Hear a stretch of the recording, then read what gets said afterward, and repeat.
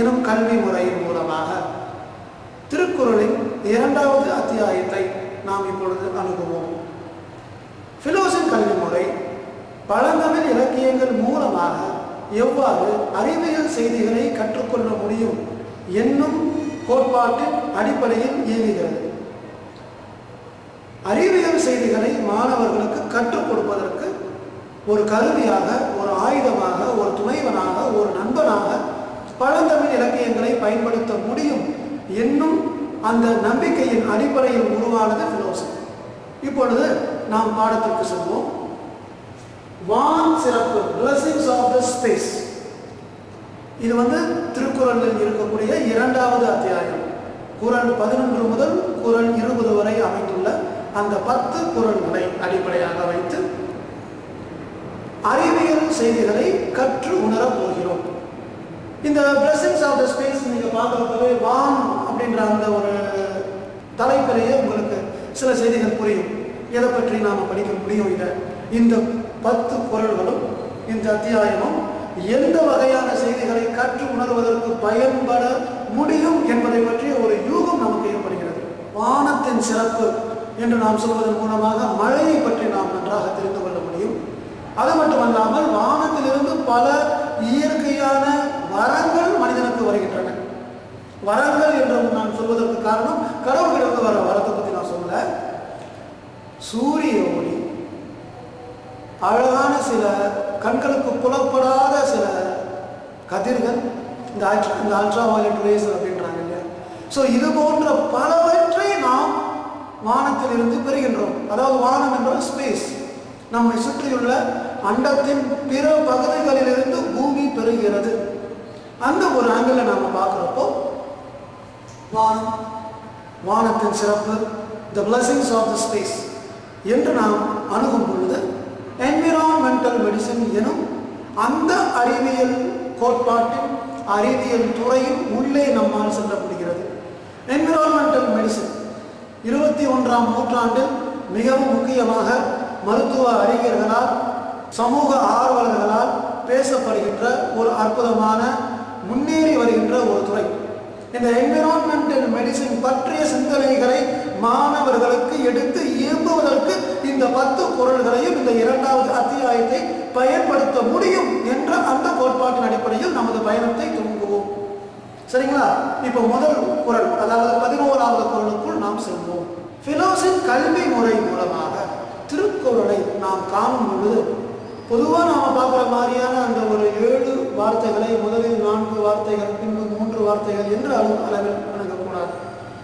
பிலோசின் அணுகுமுறை அந்த 7 வார்த்தைகளையும் 7 கட்டங்களில் நிரப்பி அதற்கு பிறகு ஒரு பொருளை எடுத்து காண்பதாம். சரிங்களா? பிலோசின் கல்வி முறை மூலமாக இப்பொழுது 11வது திருக்குறளை நாம் காண்போம். வான் நின்று உலகம் வழங்கி வருவதால் தான் அமிர்தம் என்றுணரார் காற்று. இதுதான் அந்த குறள், 11வது குறள். மீண்டும் ஒரு முறை பார்ப்போம். வான் நின்று, வானத்திலிருந்து, உலகம் பூமி வழங்கி வருவதால் தான், வழங்குவதனால் அமிர்தம் என்றுணரார் காற்று, அமிர்தம் போன்றது. இந்த குறளின் பொருள் என்ன என்பதை இப்பொழுது ஆங்கிலத்தில் காண்போம். The world survives by supply from the space. Be conscious that the supply is ambrosia.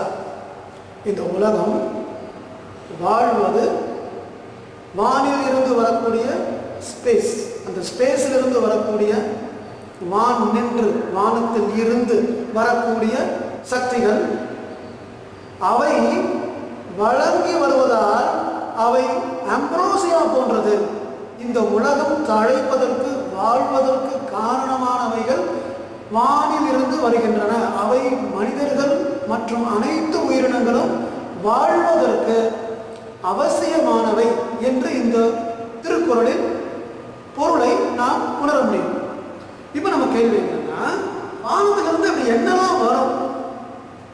அடிப்படையாக நம்ம பார்த்தோம்னா வாட்டர், மழை நீர், ஹீட் சூரிய ஒளி, காற்று, காற்று மண்டலத்திலிருந்து அந்த காற்று வருகிறது. இப்போ அந்த 3 வானத்திலிருந்து தான் பூமியை நோக்கி வருகின்றன. இந்த இந்த மூன்றும் உயிர்களுக்கு அமிர்தம் போன்றது.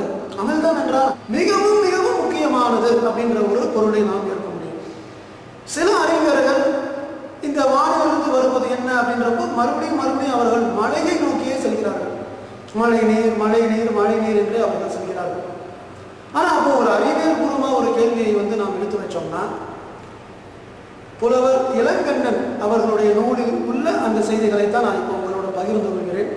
அவருடைய சிந்தனைகள் நம்மை மிகவும் யோசிக்க வைக்கின்றன. அப்போ வானத்திலிருந்து வருவது மழை, அதனால் இந்த மழையை ஒரு அம்ப்ரோசியா, ஒரு அமிர்தம் என்று சொன்னால், மழை மட்டும் இருந்தால் உயிர்கள் வாங்கணுமா? சூரிய ஒளி வேண்டாமா? காற்று வேண்டாமா? ஆகையினால் காற்று வேண்டும், சூரிய ஒளி வேண்டும், மழை நீர் வேண்டும், நீர் வேண்டும். இப்போ நீரை அடிப்படையாக கொண்டு நீர் இல்லை என்றால் வாழ முடியாத உயிரினங்கள் உள்ளன. சூரிய ஒளியை அடிப்படையாக கொண்டு சூரிய ஒளி இல்லை என்றால் அழிந்து போகக்கூடிய உயிரினங்கள் உள்ளன. காற்றை அடிப்படையாக வைத்து காற்று இல்லை என்றால் அழிந்து போகக்கூடிய உயிரினங்கள் உள்ளன. இப்போ நீரை நம்பி உள்ளவை, காற்றை நம்பி உள்ளவை, சூரிய ஒளியை நம்பி உள்ளவை என்று பல வகையான உயிரினங்கள் இருக்கும் பொழுது, இந்த மூன்றையும் நம்பியுள்ளவர்கள் தான் நாம். நமக்கு சூரிய ஒளி இல்லைனாலும் நமக்கு இல்லை, தண்ணி இல்லைனாலும் நாம இல்லை, காற்று இல்லைனாலும் நாம இல்லை. ஆனால் சில உயிரினங்களுக்கு அந்த காற்று அளவு குறைந்தால் கூட பரவாயில்லை, ஆனால் சூரிய ஒளி தேவை. சூரிய ஒளி இல்லை என்றாலும் பரவாயில்லை, அவற்றுக்கு அந்த நீர் தேவை. இவ்வாறு உலகத்தில் பாசிபிளா இருக்கக்கூடிய, அதாவது உலகத்தில் எவ்வளவோ இருக்க முடியுமோ அனைத்து உயிரினங்களையும் இந்த ஒரு 3 எலிமெண்ட்ஸ், ஃபண்டமெண்டல் எலிமெண்ட்ஸை கூறுவதன் மூலமாக வள்ளுவர் அழைத்து வருகிறார். ஸோ உலகத்தில் உள்ள அனைத்து உயிர்களுக்கும் எல்லாத்துக்கும் கண்ணில் தெரியுது, கண்ணில் தெரியாதது, 2000 வருஷங்களுக்கு முன்பு மனிதர்களுக்கு தெரிந்தது, மனிதர்களுக்கு தெரியாதது, இப்படி உலகத்தில் இருக்க அனைத்து உயிரினங்களுக்கும் இந்த மூன்றும் தேவை. அல்லது 3இல் 1 அல்லது 2 அல்லது 3 தேவை. ஆகையால் இந்த மூன்றையும் தரக்கூடிய வானம், அந்த வானத்திலிருந்து வரக்கூடிய அந்த மூன்றும் அமிர்தம் போன்றது. ஆகையால் வானத்திலிருந்து வரக்கூடிய அந்த மூன்றும் அமிர்தம் போன்றது. ஸோ நீர் அமிர்தம் போன்றது, காற்று அமிர்தம் போன்றது, சூரிய ஒளி அமிர்தம் போன்றது என்று அந்த அமிர்தம் போன்றது ரொம்ப முக்கியமான அந்த 3 எலிமெண்டை பற்றி வள்ளுவர் 11வது குறளில் கூறுகிறார். இதை அடிப்படையாக வைத்து சூரிய ஒளியின் முக்கியத்துவம் என்ன, சூரிய ஒளி எந்த அளவிற்கு பூமிக்கு வருகிறது, சூரிய ஒளியை அடிப்படையாக கொண்டு வாழும் உயிரினங்கள் யாவை, இதெல்லாம் நம்மளால் படிக்க முடியும். நீரை பற்றி, மழை நீரை பற்றி, நீரை அடிப்படையாக வைத்து வாழும் உயிரினங்களை பற்றி நம்மால் படிக்க முடியும். காற்றை அடிப்படையாக வைத்து வாழும் உயிரினங்களை பற்றி நம்மால் படிக்க முடியும். ஆகையால் உயிரியலில், பயாலஜியில், இந்த உலகத்தில் இருக்கக்கூடிய உயிர்களின் அனைத்து அமைப்புகளும் எவ்வாறெல்லாம் ஒவ்வொன்றை சார்ந்து உள்ளன என்பதை அந்த பயாலஜியை பற்றி எல்லாம் படிக்க முடியும்.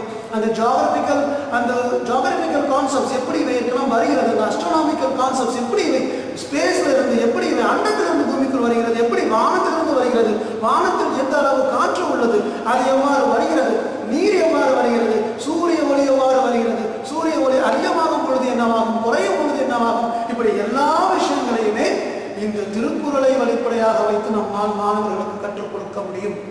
அதுதான் பிலோசபி. நிறைய பார்ப்போம். நன்றி.